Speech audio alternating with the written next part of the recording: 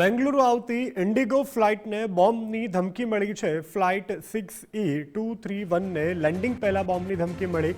લખનૌથી બેંગલુરુ આવી રહી હતી આ ઇન્ડિગોની ફ્લાઇટનું બેંગલુરુ એરપોર્ટ પર સુરક્ષિત લેન્ડિંગ કરવામાં આવ્યું છે।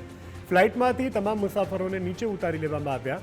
CISF સહિતની એજન્સીઓએ વિમાનની તપાસ કરી। સુરક્ષા તપાસ પૂર્ણ થયા બાદ વિમાનને ફરી ઓપરેશન માટે ક્લિયર કરવામાં આવ્યું। જો કે સદભાગ્યે કશું શંકાસ્પદ મળી ન આવતા તમામે રાહતનો શ્વાસ લીધો। સહયોગી સંજય ચૌધરી આપણી સાથે ફોન લાઈનથી જોડાયા છે। જી સંજય, જે રીતે ફ્લાઇટને ધમકી ભર્યો મેસેજ મળ્યો, તપાસમાં કશું ન મળી આવ્યું, શું છે આ સમગ્ર બનાવ? જે પ્રમાણેની માહિતી પ્રાપ્ત થઈ રહી છે ઇન્ડિગો તરફથી પણ એ ક્લિયરન્સ કરવામાં આવ્યું છે કે આ માત્ર એક ધમકી હતી। વિમાનની તપાસ કરવામાં આવી છે, પરંતુ તેમાંથી કોઈ પણ શંકાસ્પદ વસ્તુ જણાઈ આવી નથી અને CISF અને બીજી અન્ય તપાસ એજન્સીઓએ પણ વિમાનમાં તપાસ કરી હતી, પરંતુ તેમાંથી કોઈ પણ વસ્તુ ન મળતા અંતે રાહતનો શ્વાસ લીધો છે। વિમાનને ફરીથી ટેક ઓફ માટે થઈને ક્લિયરન્સ આપવામાં આવ્યું છે।